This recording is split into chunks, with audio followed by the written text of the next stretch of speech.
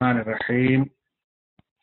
الحمد لله رب العالمين والصلاة والسلام على رسوله الكريم أما بعد. আজকে আমরা একটি আকীদা বিষয়, যেটা খুবই আমাদের জন্য প্রয়োজনীয় বিষয় এবং সকল মুসলিম ভাইকে বিশেষ করে এই যুগে এই বিষয়টি সম্পর্কে একটি স্বচ্ছ ভালো ধারণা রাখা, জ্ঞান রাখা জরুরি। বিষয়টি হচ্ছে দোয়া। যেই দোয়া আল্লাহ ব্যতীত অন্যের জন্য হলে শিরক হয়, সেই দোয়ার আজকে আলোচনা করতে যাচ্ছি ইনশাআল্লাহ। দোয়া বিষয়টি যদি দোয়া আল্লাহর জন্য হয় তাহলে সেটা তাওহীদ হলো, সেটা ইবাদত হলো। আর দোয়া যদি গায়রুল্লাহর জন্য হয়, আল্লাহ ব্যতীত অন্যের জন্য হয়, তাহলে সেটা কি হবে? সেটা কি হবে? শিরক হবে। সালাম কালাম একটু বন্ধ করেন, এই সময় চুপচাপ শুনেন। আর মানে আমার সমস্যা থাকে ইন্টারনেটে, হঠাৎ করে কিছু হয়ে গেলে আবার সবই যাবে, সেই কারণে একটু ভালো করে শুনেন। আজকে গোটা দিন ইন্টারনেট ডিস্টার্ব দিচ্ছিল, আলহামদুলিল্লাহ ঢোকার পরে আজকে ভালো আছে। তো সেই জন্য বেশি লেখালেখি করে ডিস্টার্ব দেন না। বলছিলাম যে একটি গুরুত্বপূর্ণ বিষয়, যে বিষয়টির শিরোনাম হচ্ছে দোয়া। এমন দোয়া যে দোয়া আল্লাহ ছাড়া অন্যের কাছে সেটা করলে বড় শিরক হয়। যেই কাজটি করলে মানুষ মুশরিক হয়ে যায়, ইসলাম থেকে বের হয়ে যায়, সেই দোয়ার সম্পর্কে আজকে কিছু আলোচনা করার ইচ্ছা করছি। প্রথমত আমাদেরকে এই জ্ঞানটা রাখতে হবে বা নিতে হবে যে দোয়া কি জিনিস, দোয়া কাকে বলে। আমরা বাংলাতে দোয়া করা বলি। সাধারণ মানুষ দোয়া করা বলতে কি বুঝে ভাই? একটু আপনারা আমাকে এবার দুই একজন একটু লিখে বলতে পারেন যে আমাদের সাধারণ মানুষ যখন বলে যে দোয়া করে দেন বা দোয়া করেন, তখন সেটা থেকে তারা কি বুঝাতে চায়, মানে তারা দোয়া থেকে তারা কি মনে করে, কি বুঝে, একটু রুমে এখন আছেন। আমি আপনাকে দোয়ার অর্থ চাচ্ছি না রফিক সারাফত, প্রশ্ন বুঝেন। আমি বলছি সাধারণ মানুষ যখন দোয়া দোয়া করি, তাদের কাছে দোয়া করো, দোয়া করেন, দোয়া ইত্যাদি শব্দটা যখন তাদের কানে পৌঁছে, তখন তারা কি মনে করে? মানুষেরা কি মনে করে? আপনি যা মনে করেন সেটা না। হুম। আল্লাহর কাছে কিছু চাওয়া, এটা রফিক। হাত তুলে আকাশের দিকে গত কয়েক দো। আচ্ছা, হাত তুলে কিছু বদ বাঁধা কিছু বলতে হবে, কারো কাছে কিছু ফরিয়াদ করা, আল্লাহর কাছে তাদের জন্য প্রার্থনা করা, হুজুর তোড়া করে আনা, ভাড়া করে আনা। 1 মিনিট একটু আমাকে এটা করে নিতে হবে, অফিসের কল এটা। আসসালাম। নাম ألف ومئتين. جوائز للجالية الأوروبية والجالية البنغالية، يعني 600 للجالية البنغالية و600 للجالية الأوروبية، وجوائز لدرس الحديث مستوى الأول. لا لا، ليس الدرس، يعني هذا أصلا ميزانية الدرس، انتهينا من الاختبارات كل شيء.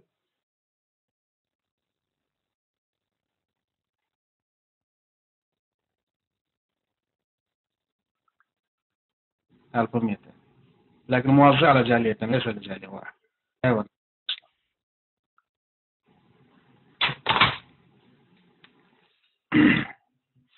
আফওয়ান, মাফ করবেন, একটু জরুরি। সাধারণত সমাজে যখন আমরা দোয়া দোয়া বলি তখন অনেক পাবলিক এর সত্যিকারে দোয়াটা কি জিনিস তার মর্মার্থটা বুঝে না। ওরা মনে করে দোয়া মানে হলো যে হাত তুলতে হবে, আর আমাদের কোনো হুজুর বা মসজিদের ইমাম কিছু পড়বেন, হ্যাঁ, কিছু মানে শব্দ আরবি বাক্যগুলি বলবেন, ওটাকে তারা দোয়া মনে করে। হাত তুলে তুলে বলতে হবে, এটাকে তারা দোয়া মনে করে। এটা কিন্তু সাধারণ মানুষের কিন্তু এরকম একটা ধারণা যে একজনের নেতৃত্বে আমরা কিছু মানে বলবো, চাইবো, আমরা পিছনে পিছনে আমিন আমিন করব, এটাকেই দোয়া ধরা হয়, এটা সাধারণ কথায়। কিন্তু প্রথমে আমাদের জানতে হবে যে দোয়া শব্দটির সত্যিকারের অর্থ কি। আসলে দোয়া শব্দটির একটি আবিধানিক অর্থ আছে আর একটি পারিভাষিক অর্থ আছে, এবং দুটি বুঝলে আমাদের বিষয়টি বুঝতে সহজ হবে। আরবিতে যখন কোনো মানুষ কাউকে ডাকে বা ডাকতে বলে তখন বলা হয় উদউ। উদউ। সাধারণ ভাষায় আরো একটা শব্দ আছে নাদি, এটা আরো ভালো আরবি শব্দ। নাদি মানে তাকে ডাকো, উদউ মানে তাকে ডাকো, উদু মানে ওকে ডাক। তো দা ইয়াদউ মানে হচ্ছে ডাকা, এটা কিন্তু আবিধানিক অর্থ, ডাকা। আপনি যাকে ডাকছেন মানে আপনি দোয়া করছেন, এটা হলো আবিধানিক অর্থ। আপনি যাকেই ডাকছেন, যখন আপনি কোনো মানুষকে এমনি বাংলাতে যখন আপনি কাউকে ডাকছেন, ভাই শোনেন শোনেন শোনেন, এদিকে আসেন, এদিকে আসো, কাউকে আদেশ সূচকও বলেন বা সম্মানের সাথে কাউকে ডাকছেন, তো আপনি বলা হবে যে এটা আপনি দোয়া করছেন। এখানে একটি জিনিস বুঝার বিষয় যে যে কোনো ডাক, যে কোনো আহ্বান যখনই কাউকে ডাকা হয় তখনই মনে রাখবেন যে যে ডাকে তার প্রয়োজন আছে, সে মুখাপেক্ষী, ছোটই হোক বড়ই হোক যেমনই হোক না কেন, যে আহ্বানকারী, যে দোয়াকারী, যাকে ডাকা হচ্ছে, তার মানে যে ডাকছে তার প্রয়োজন কিছু না কিছু আছে, সে কারণেই কিন্তু সে ডাকছে। আপনি যদি একটি বাড়িতে এমনকি আপনার নিজের সন্তানকেও ডাকেন যে বাবা এদিকে আসো, বা অমুক এদিকে আসো, তো আপনি কিন্তু ওর কাছে প্রার্থনা করছেন যে এদিকে আসো, একটা কিছু মানে আপনার একটা প্রয়োজন আছে। একটা দূর মানুষকে যখন আপনি ডাকছেন বা এদিকে শুনুন এদিকে শুনুন, মানে একটা কিছু প্রয়োজন আছে। তাহলে দোয়ার আবিধানিক অর্থতেও বুঝায় যে এমন একটি ডাক, এমন একটি আবেদন যেখানে আবেদনকারীর মধ্যে প্রয়োজনীয়তা বোঝা যায়। তাই প্রত্যেক এমন ডাক, প্রত্যেক এমন আহ্বান শব্দটা আপনি এখন এই দোয়ার শব্দটা এর সমার্থবোধক শব্দ অনেকগুলো, সবগুলোই কিন্তু দোয়া। আপনি কাউকে ডাকছেন কোনো প্রয়োজনে, তাও দোয়া। আপনি তাকে ডাকছেন, তার কাছে কিছু চাচ্ছেন একেবারে অলরেডি যে ভাই আমাকে কিছু দেন, আপনি কিন্তু তার কাছে প্রার্থনা করলেন, আবেদন করলেন, সেটাও কিন্তু দোয়া। আপনি কিন্তু কোনো বিপদ আপদে উদ্ধারের জন্য ডাকছেন যে ভাই আমি পড়ে গেছি করতে, বা আমি অসুস্থ, বা আমি এই সমস্যা, আমাকে কিছু দেন, এটাও কিন্তু আহ্বান, এটা কিন্তু ফরিয়াদ। ফরিয়াদ শব্দটি উর্দু। ফরিয়াদ তখনই বলা হয় যখন কোনো মানুষ বিপদ থেকে উদ্ধারের আহ্বান জানায়। তো এইভাবে সমস্যা পড়ার কারণে কোথাও আশ্রয় চাচ্ছে, এ সকল কিছু কিন্তু আসলে দোয়া। যে দোয়া কথাটি আমরা সব জিনিস কিন্তু দোয়া। আপনি কাউকে ডাকছেন মানে দোয়া করছেন, আপনি কারো কাছে প্রার্থনা জানাচ্ছেন মানে দোয়া করছেন, আপনি কারো কাছে আবেদন করছেন মানে দোয়া করছেন, আপনি কারো কাছে উদ্ধার চাচ্ছেন মানে দোয়া করছেন, আপনি কারো কাছে আশ্রয় চাচ্ছেন মানে দোয়া করছেন। আশা করি দোয়া শব্দটি কি বোঝা যাচ্ছে, বোঝা গেল?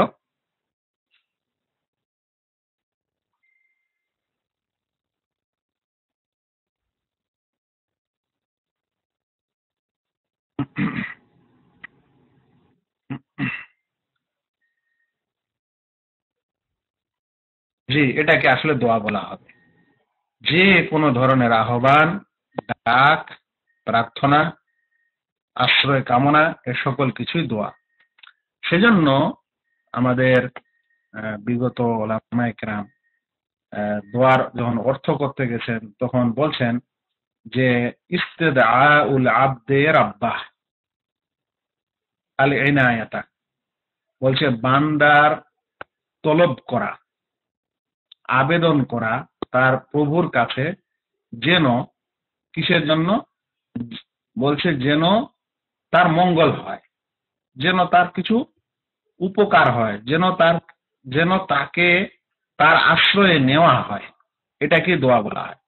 বলছে বান্দার ডাক, বান্দার তলব, বান্দার আহ্বান তার রবের কাছে, ওয়া ইস্তিমদাদুহু ইয়াহু আল মুউনা, এবং তার কাছে সাহায্য চাওয়া। বলছেন যে এই দোয়াটি একটি এমন বিষয়, এর গভীর তত্ত্ব হচ্ছে এই যে ইজহারুল ইফতিকার ইলাইহ, বলছে নিজের মুখাপেক্ষিতা প্রকাশ করা, যেটিকে দোয়া বলা হবে, সেই দোয়াতে দোয়াকারী নিজের দুর্বলতা, অক্ষমতা, মুখাপেক্ষিতা, প্রয়োজনীয়তার প্রকাশ ঘটবে। এমন প্রত্যেক শব্দ, এমন প্রত্যেক বাক্য যেখানে কোনো ব্যক্তি নিজের প্রয়োজন অন্যকে অন্যকে জানায়, অন্যের কাছে নিজের প্রয়োজনের আশা করে, আহ্বান করে, এবং নিজের অক্ষমতা, দুর্বলতার প্রকাশ থাকে, এরকম কিছুকেই দোয়া বলা হয়। তাই সাহায্য প্রার্থনাটাও এক রকমের দোয়া। বলছেন যে এই নিজের অক্ষমতা ও দুর্বলতার প্রকাশই হচ্ছে সত্যিকারে উবুদিয়ত।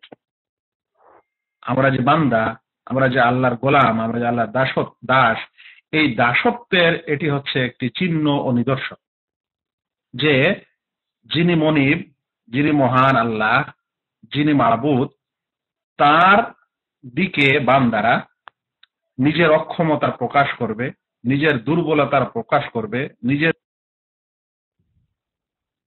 প্রয়োজন পূরণে তার দিকে আহ্বান করবে। সত্যিকারে সত্যিকারে দাসত্বের পরিচয় ও দাসত্বের প্রতীক। আর যার কাছে এটা চাইবে সে তখন তার উপর ইনাম করবে, অনুগ্রহ করবে, এবং তার সেই করুণা এবং সে যা চাইবে সেটা তাকে দিবে। এটাকে বলা হচ্ছে দোয়া। তাহলে আমরা দোয়ার সমার্থ বোধক শুনলাম এবং দোয়ার মর্ম শুনলাম, যে যেখানে মানুষ নিজের মুখাপেক্ষিতা, দুর্বলতা, অক্ষমতা, প্রয়োজন পূরণের আহ্বান জানায়, এরকম যাবতীয় কাজকে মানুষ বা কথাকে এবং কাজকে দোয়া বলা হবে। এমনকি অনেক সময় মানুষ সেটা মুখে শব্দগতভাবে উচ্চারণ নাও করতে পারে, বরং তার শরীরের হাবভাব, শরীরের অবস্থা, অঙ্গ প্রত্যঙ্গের অবস্থা এমন যে সে সে প্রয়োজনমুখী, এবং সেই প্রয়োজনমুখীটি, মুখাপেক্ষিতাটি সে আল্লাহর মানে কাছে প্রকাশ করছে, তাহলে সেটাকেও এক ধরনের দোয়া বলা হবে, যদিও সেটা তার জবান দিয়ে, তার মুখ দিয়ে না বের হোক। একজন মানুষ ধরে নেন মুখ দিয়ে কথা বলতে পারে না, ধরে নেন অ্যাক্সিডেন্ট হয়েছে, আর কিছু হয়েছে, কথা বলতে অক্ষম হয়ে গেছে, কিন্তু তার অনুভূতি আছে।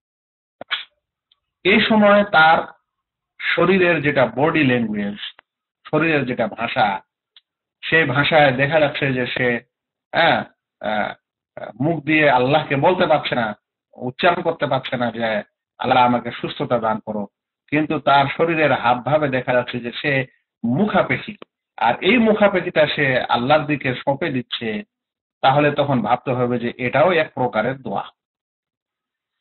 তাহলে এটা বোঝা গেল যে দোয়া কাকে বলে। এখন দেখেন, এই দোয়াটি ইবাদত। যতক্ষণে আপনি কোনো বিষয়কে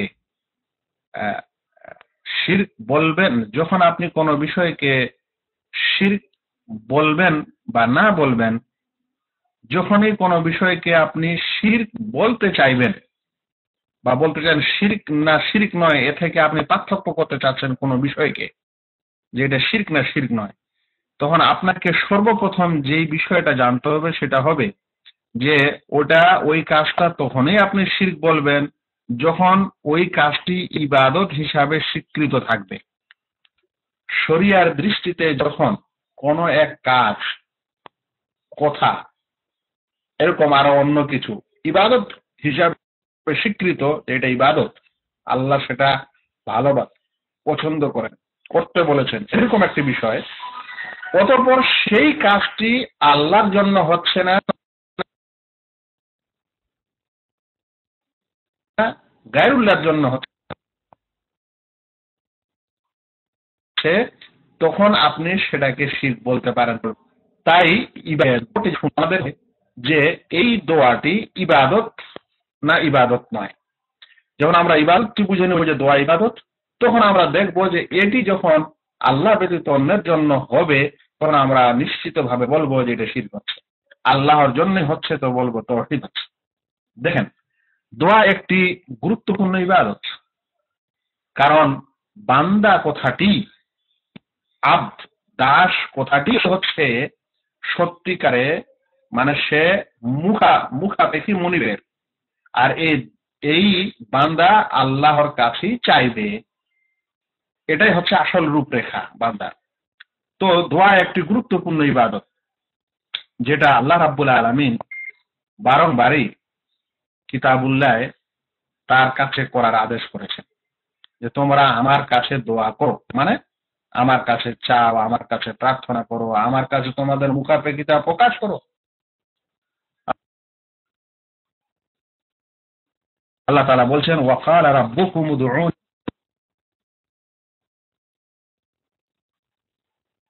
আস্তাজিব লাকুম।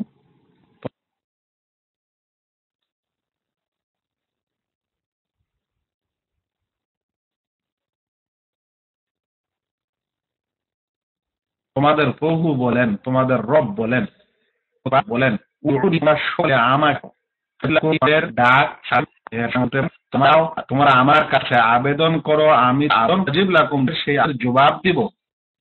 সব থেকে, জবাব থেকে, আমরা বাংলায় বলি জবাব, আসলে সেটা হলো জবাব আরবিতে, মানে জবাব দেওয়া। তো আল্লাহ বলছেন আস্তাজিব লাকুম, তোমরা আমার কাছে আবেদন করো, আমি তোমাদের আবেদনের জবাব দেব। ইন্নাল্লাযীনা ইস্তাকবিরুনা আন ইবাদাতি, যারা আমার ইবাদত থেকে মুখ ফিরায় অহংকার বশত, তারা সায়াদখুলুনা জাহান্নামা দাখিরিন, তারা জাহান্নামে প্রবেশ করবে। এখানে বুঝার বিষয় হলো, প্রথম কথাটি তো, প্রথম বাক্যটি বা আয়াতের প্রথম অংশটি তো শুনতে পেলেন যে তোমাদের প্রতিপালক বলেন যে তোমরা আমার কাছে আমাকে ডাকো, আমি তোমাদের ডাকে সাড়া দিব।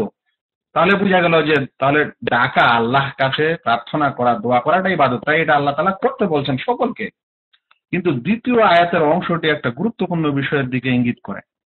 গুরুত্বপূর্ণ বিষয়টি কি? আল্লাহ বলছেন ইন্নাল্লাযীনা ইস্তাকবিরুনা আন ইবাদাতি, যারা আমার ইবাদত থেকে অহংকার বশত মুখ ফিরায়, তারাই জাহান্নামে প্রবেশ করবে। বোঝা যাচ্ছে যখন দোয়ার কথা আল্লাহ তাআলা বললেন যে তোমরা আমার কাছেই ডাকো এবং আমি তোমাদের ডাকে সাড়া দেব, এ কথা বলার পর সঙ্গে সঙ্গে যখন বলছেন যে যারা আমার ইবাদত থেকে অহংকার বশত মুখ ফিরায়, তার মানে আল্লাহ রাব্বুল আলামিন দোয়াটাকে ইবাদত বলছেন, দোয়াকে ইবাদত নামে আখ্যায়িত করছেন, যে যারা অহংকার বশত আমার ইবাদত থেকে মুখ ফিরায়, মানে দোয়া করে না আমার কাছে, তারা আল্লাহ রাব্বুল আলামিনের কাছে যারা দোয়া করে না, তারা হলো অহংকারী, আর এই ইবাদতটি তারা করছে না। দোয়াও করতে বলেন এবং দোয়াকে আল্লাহ রাব্বুল আলামিন ইবাদতও বললেন, এবং যারা দোয়াকারী নয় আল্লাহ তাআলার কাছে, তাদেরকে আল্লাহ তাআলা বলছেন এরা অহংকারী, এরা অহংকার বশত আমার ইবাদত করে না, মানে আমার কাছে দোয়া করে না। আবু ইউসুফ, বুঝা গেল? আখতার ভাই, রফিক, বুঝা গেল? সবারই একটা একটা করে নাম নেই, নাহলে তো পরে সমালোচনা শুরু করবেন যে শেখ খালি অমুকেরই নাম নিচ্ছে, তমুকের নেয় না। আজকাল অমুকটা বাদেই থাকলো, আজকে আপনাদের কি বললাম। তাহলে দোয়া দোয়া করার আল্লাহ রাব্বুল আলামিন আদেশ করছেন সকলে, আর যেই কাজের আদেশ আল্লাহ করেন সেটি সেটি কি? যে কাজ করার আল্লাহ রাব্বুল আলামিন আদেশ করেন সেটি কি? যে কোনো কাজ যেটা আল্লাহ রাব্বুল আলামিন করার আদেশ করেন তাকে কি বলা হয়? তাকে ইবাদত বলা হয়। প্রথমে বলুন এটা ইবাদত বলা হয়। যে কোনো কাজ আল্লাহ রাব্বুল আলামিন যেটাকে করার আদেশ দিবেন তার মানে ওটা ইবাদত, ওইটা করা ইবাদত। সেটা আদেশ দেন বা নিষেধ দেন তাহলে ছেড়ে দিতে হবে, তাহলে ইবাদত হবে। আদেশ দেন আর সেই আদেশটি পালন করবেন, ইবাদত হবে। উদ্বুদ্ধ করেন, পছন্দ করেন, সেটা করেন, ইবাদত হবে। তাহলে আল্লাহ রাব্বুল আলামিন বলছেন যে ওয়াকালা রাব্বুকুম উদউনি, তোমাদের প্রতিপালক বলেন যে তোমরা আমাকে ডাকো। তাহলে এটা আল্লাহ রাব্বুল আলামিনের কাছে দোয়া করতে বলছেন, ডাকতে বলছেন। তাহলে যারা ডাকবে তারা ইবাদত করবে, আর এই কাজটি ইবাদত। আর যারা ডাকবে না, আল্লাহ বলছেন তারা আমার ইবাদত থেকে অহংকারেতে মুখ ফিরায়, অহংকার বশত। তারা অহংকারী ওরা, যারা আল্লাহকে ডাকে না সত্যিকারী। আপনি আপনি চিন্তা করেন একটা দুনিয়াবী উদাহরণ নিয়ে, কেউ যদি কোন দাসের মালিক হয়, মানে মনিব হয় কেউ, আর ওর কিছু দাস দাসী থাকে। এই উদাহরণটা প্রাচীন জগতে না দিয়ে বর্তমান যুগে ধরেন কেউ কোন বাড়ির মালিক, সন্তানেরা তার কাছে চায় না, তার কাছে কোনো জিনিসের আবেদনই করে না, তার পরিবারের কেউই তার কাছে না, অথচ সে বাড়ির মালিক। কেমন লাগবে ওকে? হ্যাঁ, ভালো লাগবে?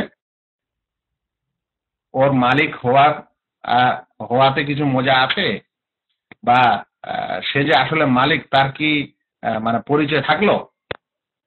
সে বাড়ির মালিক, বাড়ির গার্জিয়ান, ওর কাছে ওর স্ত্রীও চায় না, ওর ছেলে পেলেরাও চায় না, কেউই চায় না, কিছু আবেদনই করে না।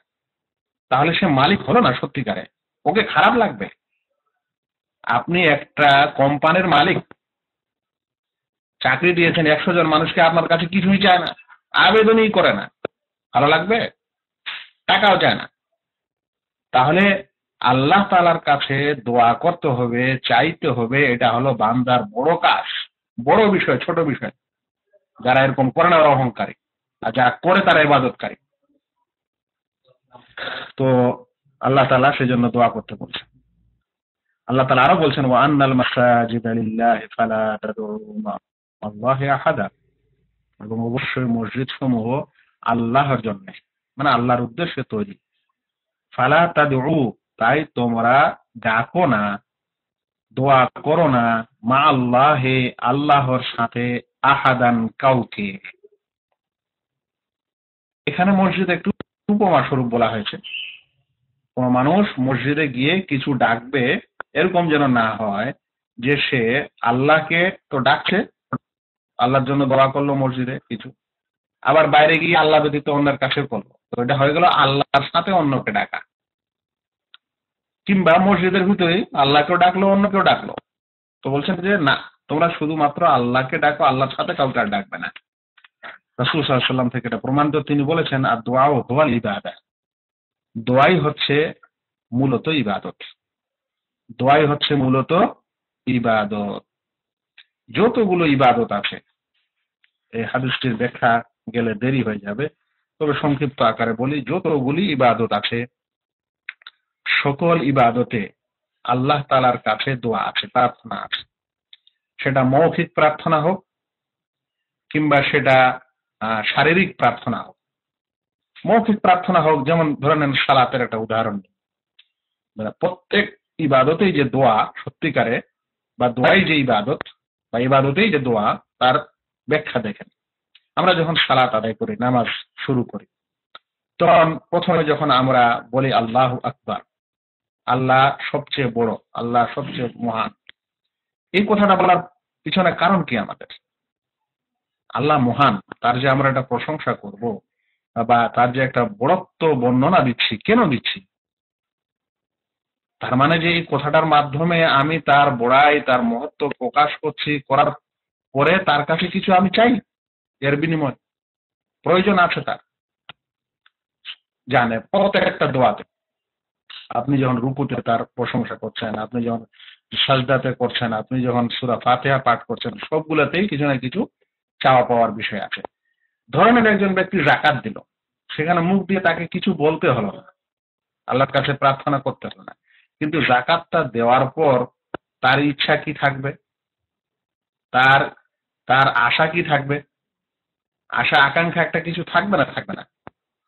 অবশ্যই। সে মুখ দিয়ে নাও বলুক, তবুও তার একটা আশা থাকবে যে আল্লাহ, মানে আমি যে যাকাত দিলাম তোমার রাস্তায়, তার বিনিময়ে যেন আমি সওয়াব পাই, যেন জান্নাত পাই। থাকবে তো একটা আশা।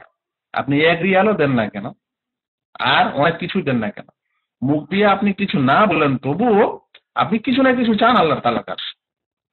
তো আল্লাহর সন্তুষ্টি চাওয়া, আল্লাহর কাছে কিছু চাওয়া, যে কোনো ইবাদতে যান না কেন, প্রত্যেক ইবাদতে এই জিনিসটা থাকবেই। সেজন্য রাসূল সাল্লাল্লাহু আলাইহি ওয়াসাল্লামের এই কথা, এই বাণী, যা দোয়া হুয়াল ইবাদত, দোয়াই হচ্ছে ইবাদত, বা দোয়াই হচ্ছে সত্যিকারের ইবাদত। তাহলে এই কথার বিরাট মর্ম রয়েছে। আমরা বলছিলাম যে এই হলো দোয়া। এই দোয়া সাধারণত ওলামায়ে কেরাম 2 ভাগে বিভক্ত করেছেন। একটাকে দোয়াউল ইবাদা বলেছেন, আর একটা দোয়াউল মাসআলা বলেছেন। দোয়াউল ইবাদত, ইবাদাহ বিষয়টি হলো এই যে এমন কিছু বাক্য, এমন কিছু কথা যেটা ইবাদতের সময় করতে হয়, বলতে হয়, সেটাকে বলা হয় দোয়াউল ইবাদা। যেমন একটু আগে বললাম, যেমন আপনি ইবাদত পালন করবেন, যেমন আল্লাহু আকবার বললেন, আল্লাহ মহান, কিন্তু আল্লাহ বড়, তাতে কিছু চাওয়া হলো না সত্যিকারে, কিন্তু এই কথাটার মাধ্যমে, এই কথাটা দিয়ে আপনি ইবাদত করছেন, ইবাদতটা সম্পন্ন করছেন এগুলো কথা দ্বারা। এই মনে করেন আল্লাহু আকবার বলছেন, তারপরে সুবহানা রাব্বিয়াল আযীম বলছেন, সামি আল্লাহু লিমান হামিদা বলছেন, রব্বানা ওয়ালাকাল হামদ হামদান কাসীরান তাইয়িবান মুবারাকান ফি বলছেন, তারপরে সুবহানা রাব্বিয়াল আলা বলছেন, তারপরে ধরে নেন যে আত-তাহিয়্যা পাঠ করছেন, রাসূল সাল্লাল্লাহু আলাইহি ওয়াসাল্লামের প্রতি দরুদ পাঠ করছেন, আল্লাহুম্মা সাল্লি আলা মুহাম্মাদ ওয়া আলা। তো এগুলো এমন দোয়া, মানে এমন বাক্য যেগুলো দোয়া, যেগুলো দোয়া, যেগুলো জিকির। তো এটাকে বলা হচ্ছে দোয়াউল ইবাদাহ, ইবাদতের দোয়া। আর দ্বিতীয়টি হচ্ছে দোয়াউল মাসআলাহ, প্রার্থনার দোয়া। তাহলে দোয়াউল ইবাদা, যেগুলো ইবাদত করার সময় সম্পন্ন করতে হয়, অনেকগুলো দোয়া আছে যেটা ইবাদতের সময় বলতে হবে মুখ দিয়ে, ইবাদতটি করার সময়। যেমন মনে করলেন যে নামাজের উদাহরণ দেওয়া হলো, যেমন মনে করলেন যে তাওয়াফ, সাই, হজ ইত্যাদিতে যা কিছু বলা হয়, এভাবে জিকির আজকার, এগুলো হচ্ছে দোয়াউল ইবাদা। দোয়াউল মাসআলা হলো এমন বাক্য, এমন দোয়া যাতে সওয়াল থাকে, সোয়াল থাকে, সোয়াল থাকে মানে প্রশ্ন থাকে, আবেদন থাকে। একটা হলো সোয়াল, একটা হলো জবাব। সওয়ালটা হলো কোশ্চিন, আবেদন, আর আর জবাবটা হলো উত্তর, দান। তাই আল্লাহ তাআলা যে আয়াতে দোয়া করতে বলেন, সেখানে কি বললেন? যে উদউনি, তোমরা আমার কাছে আবেদন করো, আমি তোমাদের আবেদনের জবাব দেব। তো যতগুলো দোয়াউল মাসআলা আছে, আবেদন আছে, প্রার্থনা আছে, হ্যাঁ নিশ্চয়, এ সকল কিছুকে বলা হচ্ছে দোয়াউল মাসআলা। এই দোয়াউল মাসআলা যদি আল্লাহ ব্যতীত অন্যের জন্য হয়, আল্লাহ ছাড়া অন্যের কাছে কেউ এরকম প্রার্থনা করে, দোয়া করে, আহ্বান করে, নিজের নিজের অক্ষমতা, দুর্বলতা প্রকাশ করে কিছু চায়, তাহলে সেগুলো 2 ভাগে বিভক্ত। 1 নম্বর হলো যে আল্লাহ ব্যতীত অন্যের কাছে যেটা চাওয়া হচ্ছে, মানে কোন সৃষ্টির কাছে, সেই সেই সৃষ্টি সেটা দিতে সক্ষম না অক্ষম, এটা দেখতে হবে। যদি সেই সৃষ্টি সেটা দিতে সক্ষম হয়, তাহলে সেরকম প্রার্থনা সৃষ্টির কাছে করা যায়। যদি আপনি কোনো কাউকে ডাকছেন, প্রার্থনা করছেন, আবেদন করছেন, যদি সেই আবেদন ও প্রার্থনাটি সেই সৃষ্টি মানে সেই মাখলুক দিতে সক্ষম, তাহলে আপনি তার কাছে সেই আবেদন করবেন, এটা ইসলাম বৈধ করেছে। ধরেন আপনি যখন একটা কোনো মানুষকে ডাকছেন, দূর দূর থেকে ডাকছেন, যদি আপনি আপনার মানে আওয়াজটি শব্দটি তাকে শোনাতে সক্ষম হন, তাহলে আপনি ওকে ডাকবেন এবং এখানে কোনো অসুবিধা নেই। আপনার পয়সা কড়ির প্রয়োজন হয়েছে তাই কারো কাছে আবেদন করেছেন, ওর কাছে পয়সা কড়ি আছে তাই, তাহলে এটা জায়েজ। কারো কাছে চাকরি আছে তাই তার কাছে চাকরির আবেদন করেছেন, আবেদন করাটা তো দোয়া, প্রার্থনা, কিন্তু এটা এমন প্রার্থনা যেটা সেই ব্যক্তি দিতে সক্ষম, সে মাখলুক দিতে সক্ষম, তাহলে তার কাছে করবেন এবং সেটা তখন হবে না, কি বলে যে শিরক হবে না। বলবেন এগুলোর দলিল কি? এগুলোর দলিল রাসূল করিম সাল্লাল্লাহু আলাইহি সাল্লামের জীবনী এবং সাহাবায়ে কেরামের গোটা জীবনী পড়ে আছে। তারা এক অপরের কাছে সাহায্য চেয়েছেন, কোন সময় তারা শারীরিক সাহায্য চেয়েছেন, আর্থিকও চেয়েছেন, এক অপরের হেল্প নিয়েছেন। তাহলে এক মানুষ আরেক মানুষের কাছে কিছু চাইবে, আবেদন করবে, অক্ষমতা প্রকাশ করবে এবং সেটা দূর করা হবে, কোনো মানুষ দূর করে দিবে, জায়েজ এটা। কারণ এরকমই জীবন ব্যবস্থায় এটা পুরোপুরি প্রমাণিত। কিন্তু যদি এমন তলব হয়, এমন আবেদন হয়, এমন দোয়া হয় যেটা সৃষ্টি দিতে অক্ষম, বলবেন সৃষ্টি দিতে অক্ষম কেমন? এমনও কিছু জিনিস আছে যেটা কোনো সৃষ্টিকে দিতে পারে না, কোনো মাখলুককে দিতে পারে না। যেমন যদি বলেন যে আমাকে আমার অমুক লোক মারা গেছে, ওর জীবন দেন, তো মানুষ জীবন দিতে পারবে? পারবে? একজন ব্যক্তি মারা গেছে, এখন কেউ বলছে যে মানুষের কাছে গিয়ে আবেদন করছে যে একে জীবিত করে দেন, একে জীবন ফিরিয়ে দেন, তাহলে জীবন ফিরিয়ে দেওয়ার ক্ষমতা কি মানুষের আছে? তাহলে এখানে একটা আবেদন করা হলো, কিন্তু আবেদনটি যার কাছে করা হলো সে এটা দিতে অক্ষম। তাহলে এরকম দোয়া যদি কেউ কোনো মাখলুকের জন্য করে দেয়, তাহলে এটাকে শিরক নয়। আরো শুনেন, যেমন মনে করেন যে কোনো ব্যক্তিকে গিয়ে আহ্বান করলো যে আমাকে সন্তান দেন, সন্তান মানুষ দিতে পারে? সন্তানের জন্য প্রথম সোর্সটি হচ্ছে যে মিলন হওয়া, স্বামীর সাথে স্ত্রীর মিলন হওয়া, এটা প্রথম সোর্স। তো কোন স্ত্রী যদি তার স্বামী যদি স্ত্রীর সাথে মিলন করে এই আশায় যে সন্তান হোক, তাহলে তো ঠিক আছে। কিন্তু আজকালের সমস্যাটা, স্বামীর কাছে যদি সন্তান চায় তাহলে তো একটু বোঝা যেত যে না, স্বামীর মাধ্যমে যেহেতু সন্তান হয় তাই তার কাছে চেয়েছে, কিন্তু তার স্বামীও না, চলে গেছে একটা মোরা বাবার কাছে, কবরে আছে বা জীবিত বসে আছে, ওর কাছে গিয়ে সন্তানের আবেদন জানাচ্ছে যারা সন্তান পায় না। তাহলে এখানে সৃষ্টির কাছে আবেদন করলো, এমন একটি আবেদন যেটা সে পূরণ করার কি রাখে না, ক্ষমতা রাখে না, সে অক্ষম। এই সকল লোকেরা যারা এরকম করে তারা শিরক করে, বড় শিরক। কারণ সে দোয়া করলো লিগাইরিল্লাহ, আল্লাহ ব্যতীত অন্যের কাছে। এই সমস্ত লোকেরা আল্লাহর ফয়সালায় রাজি নয়, রাজি খুশি নয়। এটা হলো তকদিরের সমস্যা। মানুষের ভাগ্য আল্লাহ রাব্বুল আলামিন নির্ধারণ করে দিয়েছেন এবং এ কথাও বলেছেন যে আল্লাহ যাকে চাইবেন তাকে পুরুষ সন্তান দিবেন, যাকে চাইবেন কন্যা দিবেন, যাকে চাইবেন উভয় দিবেন, যাকে চাইবেন মন্দা করে দিবেন। ইয়াহাবু লিমান ইয়াশাউ যুকুরান ওয়া ইয়াহাবু লিমান ইয়াশাউ ইনাসা। এখন কোন মানুষ বিবাহ শাদী করার পর যদি তার কাছে সন্তান আসে, ছেলে আসে, তাও খুশি হতে হবে, এটা আল্লাহর ফয়সালা। মেয়ে হয়েছে তবুও আল্লাহর ফয়সালা, আর হয়নি তাও আল্লাহর ফয়সালা, খুশি থাকতো। কিন্তু এ না করে যখন দৌড়াদৌড়ি শুরু হয়, তার মানে সে কোনো না কোনো রকমে এই তকদিরে বিশ্বাস রাখে না। একটি হলো সন্তানের জন্য চেষ্টা করা যায়, কেমন চেষ্টা করা, বৈধ পদ্ধতিতে চেষ্টা করা, দেখা যায় আমার কোনো অসুখ বিসুখ আছে নাকি, আমার স্ত্রীর কোনো অসুখ বিসুখ আছে নাকি, যে কারণে আমাদের সন্তান হতে বাধা। এগুলো দূর করার জন্য, এগুলো হলো সন্তান নেওয়ার জন্য উপকরণ গ্রহণ করা, তাহলে ঠিক আছে। কিন্তু এ সকল কিছু না করে ডাইরেক্টলি আমি নজর মান্যত করে একজন বাবার কাছে সন্তান চেয়ে বসলাম আমাকে সন্তান দাও, বা আল্লাহর কাছ থেকে নিয়ে দাও ওসিলা করে, দুটাই শিরক, বড় শিরক।